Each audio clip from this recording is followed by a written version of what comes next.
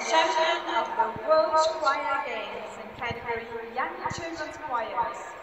The Durbanwood Friends. Ek kan veral onthou toe ons so in die stoele gesit het en ons was almal so bang, want hulle het nog nie ons naam geroep nie en hulle het Claude Jean Lou se naam geroep en die ander skole in ons area en toe staan daar net op die bord champions en toe het ons regtig gewen en toe sê hulle ons naam en ons kon dit nie glo nie.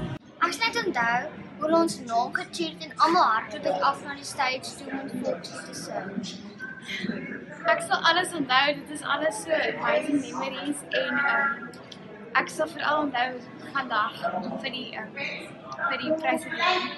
Die wêreldkoorspele word elke 2 jaar aangebied en gewoonlik is dit so 60 lande wat verteenwoordig is, so min of meer 300 plus skole wat deelneem. Dit gebeur in 28 kategorieë, so jy kan inskryf in watter kategorie jy gemaklik voel. Ons was in junior kinderkore en in ons kategorie was daar open categories, daar was 18 kore en dan in die championship was daar 4 kore. So in totaal was in ons afdeling junior kinderkore was daar 22 kore.